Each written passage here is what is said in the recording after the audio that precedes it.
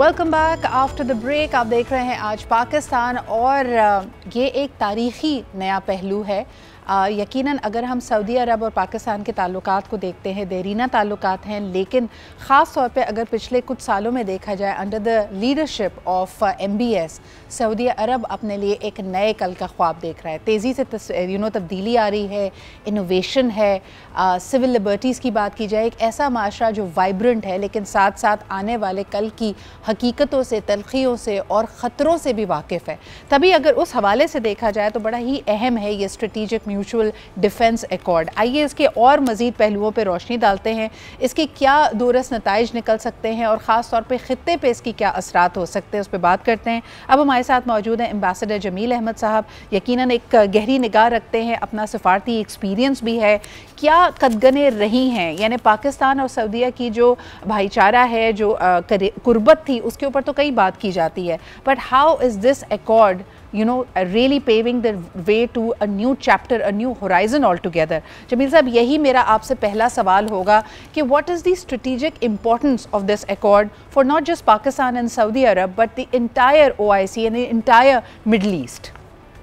Indeed, it has its impact not only on the entire Middle East. Of course, it will have a direct impact on the 57-member bloc of OIC. That's true. But at the same time, it could impact and affect the relations of China, Pakistan, and it will impact the geopolitical balance in the region also. तो उस लिहाज से अगर देखा जाए तो yes, ये बहुत कलीदी सी बात है।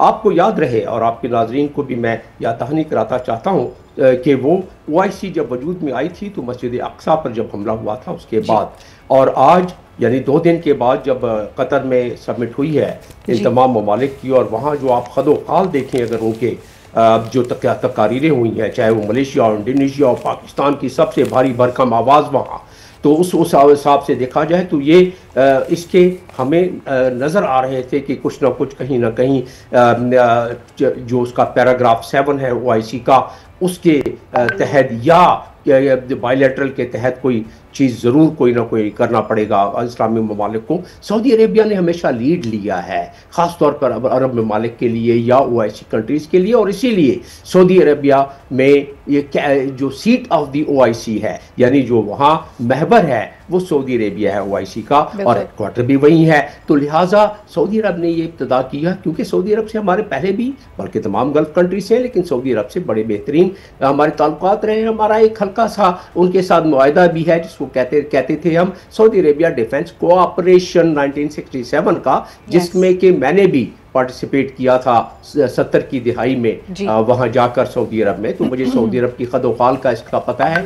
लेकिन अब जो ये मुआहदा हुआ है, ये इस खित्ते में किसी जगह पर भी किसी मुल्क का भी इससे पहले नहीं हुआ है, मां सिवाय अमेरिका के, कि अमेरिका ने 5 ममालिक से इसी किस्म का बिल्कुल एक मुआहदा किया हुआ है, और वो है फिलिपीन है, जापान है, ऑस्ट्रेलिया है, और 2 ममालिक और हैं जिनके साथ उन्होंने ये किया हुआ है। तो हम ये बिल्कुल इंटरनेशनल लीगल फ्रेमवर्क में आता है कि 2 सॉवरेन कंट्री आपस में मुआहदा कर सकती हैं। जमील साहब, आपकी बात में मैं चाहती हूँ कि मजीद वजाहत आए। मुझे ये बताइए कि जब इजराइल ने हालिया दोहा पे, कतर पे अटैक किया, तो कई लोगों ने कहा कि बीच में 3 मुस्लिम ममालिक की टेरिटरीज आती हैं, कोई चाहता तो इंटरसेप्ट कर सकता था, but they did not take action. मुझे कहीं ना कहीं इसकी कड़ी इससे जाते हुए मिलते हुए लगती है कि पहले अपने जो फोर्ट्स हैं, अपने जो फ्रंट्स हैं माफ़ कीजिएगा, उसको स्ट्रेंथन करने की ज़रूरत थी। तभी हमने देखा कि within days of that attack Saudi Arab ये डिफेंस मुआहदा पाकिस्तान के साथ करता है, या आपको लगता है this was already under way, लेकिन वो कहते हैं ना, जो आखिरी एक तिनका होता है जिसके बाद अब ये नागुज़ीद हो गया। क्या आप इन दोनों वाक़यात को आपस में कोई किसी तरह से जुड़ता हुआ देखते हैं? यकीनन जुड़ता है ये मामला, इसलिए कि जैसा कि मैंने आपको इब्तिदा में बताया कि OIC किस तरह वजूद में आई, उसी तरीके से ये जो झटका लगा है, और जब ये महसूस हुआ है तमाम ममालिक को, और मैंने आपके प्रोग्राम में नहीं कहा, एक मरतबा नहीं कई मरतबा कहा कि 1 by 1 and turn by turn, अगर अग्रेसर को न रोका जाए, या लगाम जिसको एक आम फहम में कहा जा सकता है, लगाम ना दी जाए, तो वो एग्रेसर तो फैलता जाएगा, और फिर क्या हमारे मुस्लिम उम्मा को या अहले वतन को ये पता नहीं कि नेतन्याहू ने खुद ग्रेटर इजराइल का एक नक्शा दिखलाया है? मैं तो कहता रहा हूं पिछले 10 सालों से, लेकिन ग्रेटर इजराइल का नक्शा नेतन्याहू ने खुद दिखला दिया है। और उसमें कितने ममालिक है, एक टुकड़ा सऊदी अरब का भी आता है, उसमें जॉर्डन का आता है, उसमें इजिप्ट का आता है, उसमें इराक का आता है। तो ये तमाम ममालिक को पता नहीं है कि 7 ममालिक पे अगर एग्रेशन हो सकती है पिछले चंद माह में, चंद सालों में, तो फिर आगे किसकी बारी, कब बारी, आपकी बारी, किसकी बारी, ये तो पता था।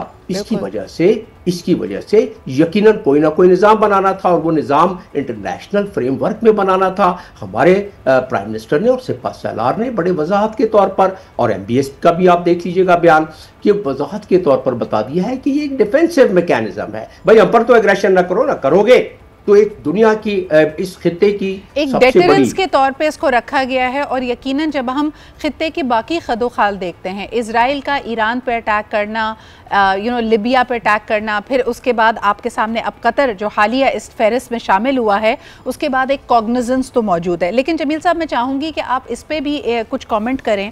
आपने और मैंने इस बारे में गुफ्तगू की थी, जब याद होगा आपको कि सुषमा स्वराज साहिबा OIC के फोरम पे पहुंची थी, and we spoke about the fact कि it's not a Muslim country but just because they have a big Muslim population. तो अगर मैं उस वक्त से आज मोदी सरकार की आइसोलेशन को देखती हूँ, ऐसा लग रहा है दुनिया बदल रही है। आज ही की हेडलाइन है, यूरोपियन यूनियन की तरफ से स्टेटमेंट आती है कि इंडिया और रशिया के टाइज, इंडिया के ताल्लुकात यूरोपियन ममालिक से बदल सकता है, वहाँ पे कुछ प्रॉब्लम्स हो सकती हैं। मशरक़ वुस्ता में भी, जैसे हम थोड़ी देर पहले ब्रेक से पहले बात कर रहे थे कि कतर ने स्पाई नेटवर्क को पकड़ा, फिर इसके अलावा कई जो इनके नेवी के एक्स सर्विसमैन हैं उनको पकड़ा, कतर की भारत के से ताल्लुक़ रखने वाले लोगों को। अब कहा यह भी जा रहा है कि भारत की तरफ उनकी शायद वीज़ा पॉलिसी भी तब्दील हो रही है। भारत के जो इमीडिएट लेबर्स हैं, जिसमें पाकिस्तान आता है, नेपाल आता है, बांग्लादेश एंड श्रीलंका, हम इनकी मदाखलत से ऑलरेडी परेशान हैं। तो क्या भारत के लिए दुनिया का जो तासुर है, दुनिया के जो ताल्लुकात है, वो तब्दील हो रहे हैं?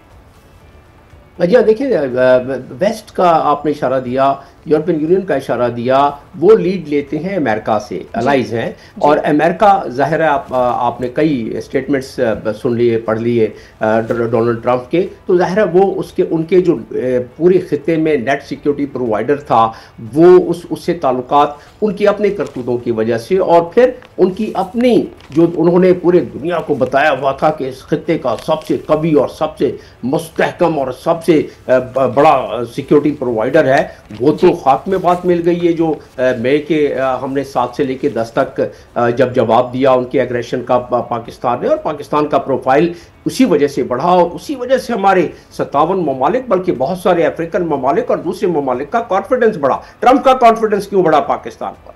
ट्रंप को पता पड़ गया क्यों हमारे सिपा सलार को बुलाया। कभी ऐसा हुआ है कि किसी सिपा सलार को बुला के और फिर उसको लंच दे के 1 घंटे के लिए बुलाया, 2 घंटे के लिए उनको करके, और अमेरिका के हिस्ट्री में और रवायत में ये है कि अगर किसी को ओवल ऑफिस का दौरा कराया जाए तो दुनिया को सिग्नल दिया जाता है कि उस मुल्क की अहमियत बढ़ गई है। और ये अब आ जाती है आपके सवाल का जवाब देना बड़ा जरूरी है। दुनिया के इस खित्ते के 2 बड़े मजबूत ममालिक, गल्फ में के और पाकिस्तान और इंडो पाकिस्तान की बात करें तो 2 सबसे बड़े मजबूत ममालिक किस तरह? सऊदी अरब मईशत के लिहाज से सबसे मजबूत मुल्क है और सबसे बड़ा मुल्क है, और पाकिस्तान अस्करी कुव्वत से सबसे बड़ा मुल्क है। दोनों मुल्क पहले से जिनके ताल्लुकात थे, लेकिन अब उन्होंने उसको फॉर्मलाइज कर लिया और अनाउंस कर दिया। अब लगी लपटी नहीं रखी, अब अनाउंस कर दिया। अब उस अनाउंसमेंट के बाद आपने इंडिया का जिक्र किया, सऊदी अरब ने बयान दे दिया, उनके बड़े एक सीनियर ऑफिशियल ने बयान दे दिया कि हमारे ताल्लुकात इंडिया से, यानी सऊदी अरबिया के ताल्लुकात इंडिया से रोबस्ट हैं। ये किसी के खिलाफ तो बाहर आ रहा है नहीं, और पाकिस्तान को कोई एतराज नहीं।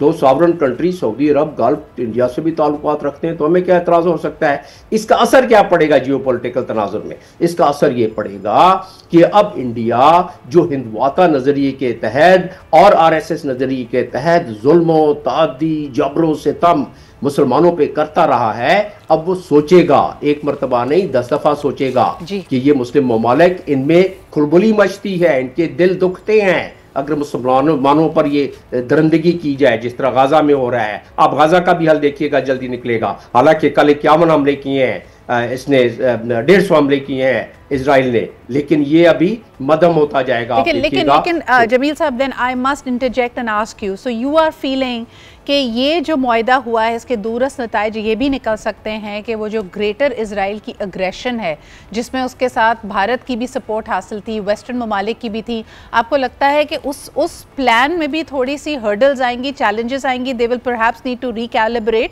और इसका कोई सोल्यूशन निकलेगा? बड़े सख्त चैलेंजेस आएंगे। पाकिस्तान कोई मजाक तो नहीं है। देखिए, अब तो कोई लगी लिपटी बात नहीं है। अब तो रॉयटर्स लिख रहा है, अखबारों में छप गया है कि एक न्यूक्लियर स्टेट के साथ एक दुनिया की बड़ी बेहतरीन मईशत ने, सऊदी अरब ने डिफेंस पैक्ट साइन कर लिया है, स्ट्रेटेजिक डिफेंस एग्रीमेंट साइन कर लिया है।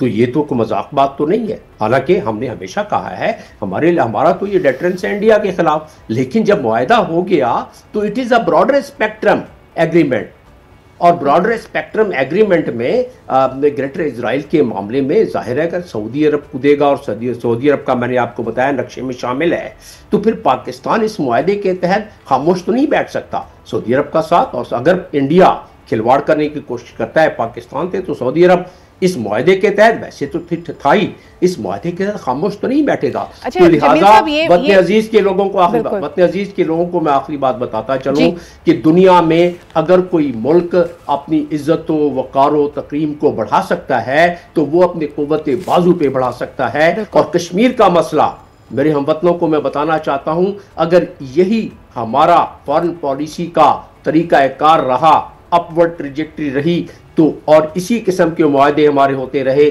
तो मैं अपने देश के जवानों को बताना चाहता हूं कि कश्मीर का मसला भी हल होगा, मखदूश मईशत का मसला भी हल होगा।